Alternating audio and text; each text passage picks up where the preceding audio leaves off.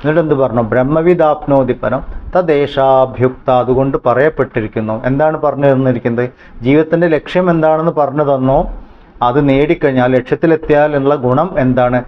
ആ വ്യക്തി ബ്രഹ്മമായി മാറുന്നു. ബ്രഹ്മവിദ് ബ്രഹ്മൈവ ഭവതി. അവൻ ബ്രഹ്മഭാവത്തിൽ തന്നെ നിൽക്കുന്നു. അങ്ങനെ ആവുമ്പോൾ ബ്രഹ്മം എന്താണ് എന്നൊരു ചോദ്യം വരും. എന്താണ് ഈ ബ്രഹ്മം?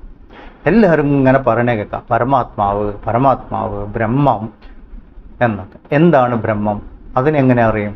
അവിടെയാണ് പറഞ്ഞിരിക്കുന്നത്, സത്യം ജ്ഞാനമനന്തം ബ്രഹ്മ. സത്യവും ജ്ഞാനവും അനന്തവുമായിരിക്കുന്നത് എന്താണോ അതാണ് ബ്രഹ്മം. അപ്പോൾ ബ്രഹ്മത്തെ അറിഞ്ഞവൻ ബ്രഹ്മമായി മാറുന്നു എന്ന് പറയുമ്പം ഇതാണ് ഓർമ്മ. സത്യവും ജ്ഞാനവും അനന്തവുമായി മാറുന്നു. ഈ അറിയുക എന്നുള്ളത്, ഇപ്പം ഒരു വസ്തുവിനെ അറിഞ്ഞു കഴിഞ്ഞാൽ ആ വ്യക്തി അതായിട്ട് മാറുന്നു എന്ന് പറഞ്ഞാൽ വലിയ ബുദ്ധിമുട്ടാണ് അല്ലേ? ഞാനിപ്പോൾ ഒരു സ്വർണ്ണാഭരണം വാങ്ങിക്കൊണ്ട് ഞാൻ സ്വർണ്ണത്തെ അറിഞ്ഞു, അപ്പം ഞാൻ സ്വർണ്ണമായിട്ട് മാറുമോ? ഇങ്ങനൊരു ചോദ്യം വരും. ഈ ഉപനിഷത്ത് ഭാഷയ്ക്കൊക്കെ ഉള്ളൊരു പ്രശ്നം അതാണ്.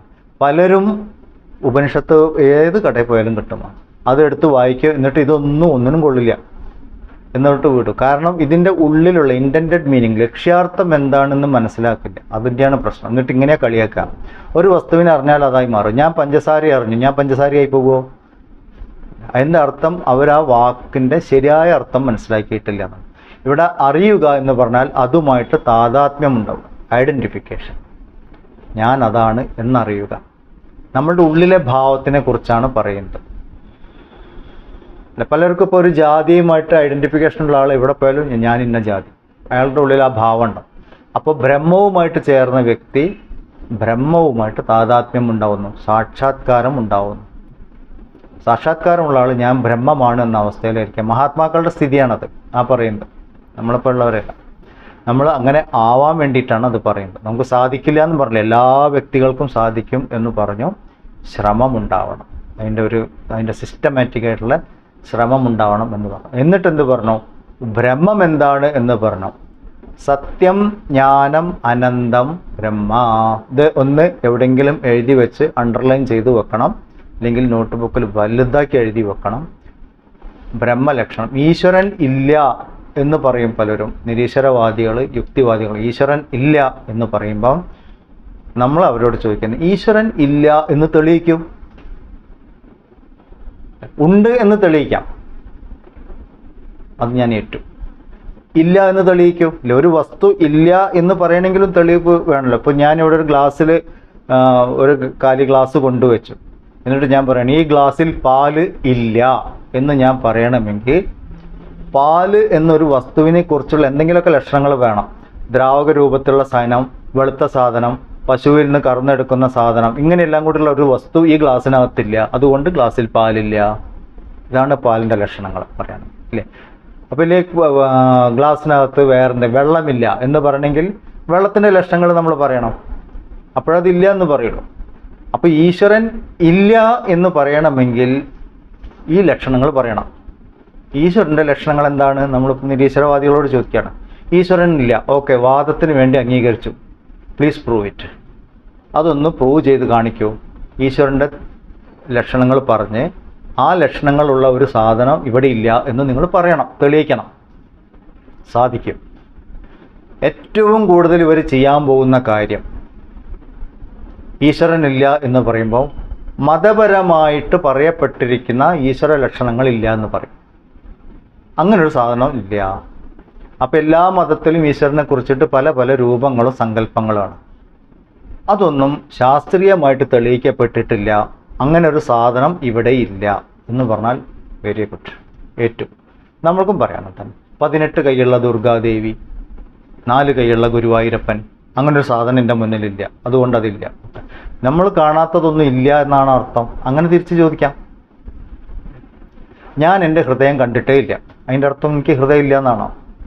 അല്ല, ഹൃദയം അവിടെ ഉള്ളതിൻ്റെ തെളിവാണ് ഞാൻ ജീവിച്ചിരിക്കുന്നുണ്ട് എന്നുള്ളത്. എല്ലാവരും ഇങ്ങനെ. അപ്പം ഞാൻ കാണാത്തതൊന്നും ഇല്ല എന്ന് പറയാൻ പറ്റില്ല. ഇന്ന് വരെ ഒരു വ്യക്തി അയാളുടെ പുറം കണ്ടിട്ടില്ല, ശരീരത്തിൻ്റെ ബാക്ക് സൈഡ് കണ്ടിട്ടില്ല. അവർക്ക് ഏറ്റവും ഏറെ കണ്ടിട്ടുണ്ടെങ്കിൽ കണ്ണാടിയിലോ ഒന്നില്ലെങ്കിൽ അതിൻ്റെ പ്രതിബിംബം ഇല്ലെ ഫോട്ടോ കണ്ടിട്ടുണ്ടോ, സ്വന്തമായിട്ട് കണ്ടിട്ടുണ്ടാവില്ല. അതിൻ്റെ അർത്ഥം പുറം അവിടെ ഇല്ല എന്നാണോ? അതല്ല. അപ്പോൾ കണ്ടിട്ടില്ല എന്നുള്ളത് ഒരിക്കലും അംഗീകരിക്കാൻ പറ്റില്ല. പിന്നെന്താണ് തെളിവ്? അപ്പോൾ ഇവരിനി എന്തെങ്കിലുമൊക്കെ തെളിവ് പറഞ്ഞു എന്ന് തന്നെ വിചാരിക്കാം. ഈശ്വരൻ ഇല്ല എന്നതിനൊരു തെളിവ് പറഞ്ഞിട്ടുണ്ടെങ്കിൽ ഈശ്വരൻ ഉണ്ട് എന്നപ്പോൾ തെളിവ്. കാരണം എന്താണ്? ഇല്ലാത്ത വസ്തുവിൻ്റെ തെളിവ് കൊണ്ടുവരാൻ പറ്റില്ല, ഉള്ളതിനെ തെളിവുള്ളൂ. അതുകൊണ്ട് നിരീശ്വരവാദികളൊക്കെ വന്നിട്ട് ഇങ്ങനെ പറയുമ്പോൾ നമുക്ക് ഇങ്ങനെ അവരോട് ചോദിക്കാൻ പറ്റും, ചോദിക്കണം. കാരണം ഇപ്പോൾ എന്താ പറയാ, മതേതരത്വം, സെക്യുലറിസം എന്ന് പറഞ്ഞാൽ ഹൈന്ദവ ശാസ്ത്രങ്ങളെ ഇല്ല എന്ന് പറയലാണ് സെക്യുലറിസം. അതാണ് ഇപ്പോഴത്തെ ഒരു സിറ്റുവേഷൻ. അപ്പോൾ ഓരോ തെളിവും പറഞ്ഞിട്ട് ഇങ്ങനെ പറയുമ്പോൾ ഇതിനെ നമുക്ക് തിരിച്ചു പറയാൻ പറ്റണം. തെളിവ് സഹിതം നിങ്ങൾ അത് പ്രൂവ് ചെയ്യൂ, അല്ലെങ്കിൽ ലക്ഷണ സഹിതം പ്രൂവ് ചെയ്യൂ എന്ന് പറയുമ്പോൾ അവർ ലക്ഷണങ്ങൾ പറയേണ്ടി വരും. ലക്ഷണങ്ങൾ പറഞ്ഞാൽ ഉള്ളതിനെ ലക്ഷണം ഉണ്ടാവുള്ളൂ. അതുകൊണ്ട് ഈശ്വരൻ ഉണ്ട് എന്ന് അവർക്ക് തന്നെ തെളിയിക്കേണ്ടി വരും. പക്ഷെ നമ്മളെ സംബന്ധിച്ചിടത്തോളാണെങ്കിലോ, ഉപനിഷത്ത് വിദ്യാർത്ഥികളെ സംബന്ധിച്ചിടത്തോളാണെങ്കിൽ ഈശ്വരൻ ഉണ്ട് എന്നതിൻ്റെ ലക്ഷണമുണ്ട്. എന്താണ് ലക്ഷണം? സത്യം, ജ്ഞാനം, അനന്തം. സത്യവും ജ്ഞാനവും അനന്തവുമായിട്ട് ഉള്ളത് എന്താണോ അത് ബ്രഹ്മം. ഇത് പറഞ്ഞു കഴിഞ്ഞു. സത്യം, ജ്ഞാനം, അനന്തം, ബ്രഹ്മ. ഇങ്ങനെ സത്യവും ജ്ഞാനവും അനന്തവുമായിട്ടൊരു സാധനം ഇല്ല എന്നാരെയും പറഞ്ഞാൽ അത് ഒരിക്കലും സാധ്യമല്ല. കാരണം അത് ഉള്ളതാണ്. ഇനി നമുക്ക് ഈ ഓരോ വാക്ക് എന്താണ് ഈ ലക്ഷണം എന്ന് നോക്കാം. സത്യം. സത്യം എന്ന് പറഞ്ഞാൽ മാറ്റമില്ലാത്തതാണ്, എപ്പോഴും ഉള്ളത്. അതാണ് സത്യം. എപ്പോഴും ഉള്ളത് എന്ന് പറഞ്ഞാൽ എപ്പോഴൊക്കെയാണ് ഉണ്ടാവുക? ഇനി അടുത്ത ചോദ്യം. എപ്പോഴും ഉള്ളത് പറഞ്ഞാൽ എന്താണ്? നമ്മളുടെ ഓരോ അവസ്ഥയിലും ഉള്ളത്. അവസ്ഥാത്രയങ്ങളിൽ മാറ്റമില്ലാതെ നിലനിൽക്കുന്നത് എന്താണോ അത് സത്യം. എന്താണ് അവസ്ഥാത്രയം? 3 അവസ്ഥകളാണ് നമുക്ക്. ജാഗ്രത്, സ്വപ്നം, സുഷുപ്തി. നമ്മൾ ഉണർന്നിരിക്കുന്ന അവസ്ഥ, സ്വപ്നം കാണുന്ന അവസ്ഥ, ഉറങ്ങിക്കിടക്കുന്ന അവസ്ഥ, നല്ല ഉറക്കം. ഇതേ ഉള്ളൂ ജീവിതം. നമ്മളെ ടോട്ടൽ ജനിച്ചെന്ന് മുതൽ മരിക്കുന്ന വരെയുള്ള കാര്യങ്ങൾ ആലോചിച്ച് കഴിഞ്ഞാൽ ഈ 3 ഉണ്ടായിട്ടുള്ളൂ ആകെ. അപ്പോൾ ഈ 3 അവസ്ഥയിലും എന്താണോ ഉള്ളത്, മാറ്റമില്ലാതിരിക്കുന്നത്, അത് ബ്രഹ്മം. ഈ 3 അവസ്ഥയിൽ മാറ്റമില്ലാത്തത് എന്താണ്? ഞാൻ ഉണർന്നിരിക്കുന്നത് ഞാൻ അറിയുന്നു. ഞാൻ അറിഞ്ഞിട്ടുണ്ട്, ഞാൻ ഉണർന്നിരുന്നൊക്കെ എനിക്കറിയാം. ഞാൻ സ്വപ്നം കണ്ടു എന്ന് ഞാൻ അറിയുന്നു. സ്വപ്നം കാണുമ്പോൾ സ്വപ്നത്തിലെ ഞാൻ മാറിപ്പോവും.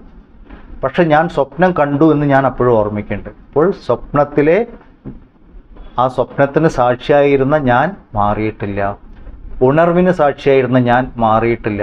ഇതിലപ്പുറമാണ് അടുത്ത സ്റ്റേജ്, 3ാമത്തെ സ്റ്റേജ്, സുഷുപ്തി, ഡീപ്പ് സ്ലീപ്പ്. സുഷുപ്തിയിൽ ഞാൻ ഉണ്ടോ എന്ന് പോലും എനിക്കറിയില്ല.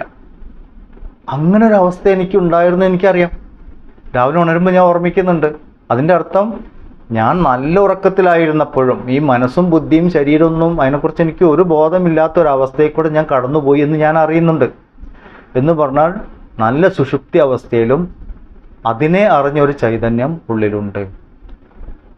അപ്പോൾ ഈ 3 അവസ്ഥയെ ഞാൻ അറിയുന്നുണ്ടെങ്കിൽ 3 അവസ്ഥയിലും മാറ്റമില്ലാത്ത ഞാൻ അപ്പോഴുണ്ട്. ഞാൻ എന്ന ബോധം ഉണ്ട്. ഇത് ഒരു നിരീശ്വരവാദിക്കും ഇല്ല എന്ന് പറയാൻ പറ്റില്ല. ഏത് മതത്തിലായാലും ഏത് മനുഷ്യനോട് ചോദിച്ചാലും ഇതുണ്ട്. അപ്പം നമ്മൾ പറയാനുള്ളത്, അവസ്ഥാത്രയങ്ങൾക്ക് സാക്ഷിയായിട്ടുള്ളത് എന്താണോ അത് ബ്രഹ്മം. അപ്പോൾ ഉണ്ടോ? അങ്ങനെയൊന്നുണ്ടല്ലോ. ഞാൻ ഉണർന്ന് കിടക്കുന്നത് ഞാൻ അറിയുന്നുണ്ട്, ഞാൻ സ്വപ്നം കണ്ട ഞാൻ അറിയുന്നുണ്ട്, ഞാൻ ഉറങ്ങിക്കിടന്നു ഞാൻ അറിയുന്നുണ്ട്. അപ്പം മാറ്റമില്ലാത്തൊരു ഞാൻ അപ്പോഴുമുണ്ട്. അതിന് നമ്മൾ പറയുന്നത് ആധാരം. അവസ്ഥാത്രയങ്ങൾക്ക് ആധാരമായിട്ട് ഉള്ളതെന്താണോ അത് ബ്രഹ്മം. അപ്പോൾ പിന്നെ ഈ അവസ്ഥാത്രയങ്ങൾ എവിടെ നിന്നുണ്ടായി? അതാണ് അടുത്ത ചോദ്യം വരിക. അവസ്ഥാത്രയങ്ങൾ ബ്രഹ്മത്തിൽ നിന്നുണ്ടായി, ബ്രഹ്മത്തിൽ നിലനിന്നു, ബ്രഹ്മത്തിലേക്ക് ലയിച്ചു. ഇതാണ് എപ്പോഴും ഓർമ്മിക്കേണ്ടത്. എന്ന് പറഞ്ഞാൽ നമ്മൾ 24 മണിക്കൂർ 24/7 എല്ലാ സമയത്തും എപ്പോഴും ഈശ്വരനിലാണ്. പക്ഷെ നമുക്ക് അറിയില്ല. ഈ കാണുന്നതും അനുഭവവും ഈശ്വരനാണ് എന്ന് അറിയില്ല. അപ്പോൾ അറിവില്ലായ്മയാണ് നമ്മളുടെ പ്രശ്നം. ഈശ്വരനില്ല എന്നുള്ളതല്ല, ഈ അറിവില്ലായ്മയാണ് നമ്മളുടെ പ്രശ്നം. അതാണ് ഇവിടെ ശ്രുതി, ഉപനിഷത്ത് നമ്മളോട് പറഞ്ഞത്. സത്യം, ജ്ഞാനം, അനന്തം, ബ്രഹ്മ. സത്യത്തിൻ്റെ ഒരു ഭാഗം നമ്മൾ കണ്ടു. അവസ്ഥാത്രയങ്ങളിലെ മാറി നിൽക്കാതിരിക്കുന്ന ആധാരമായിരിക്കുന്നത് എന്താണ്? എന്തിൽ നിന്നാണോ ഈ ഉണർവും സ്വപ്നവും സുഷുപ്തിയും ഉണ്ടായി എന്തിലേക്ക് ലയിക്കുന്നുവോ അത് ബ്രഹ്മം.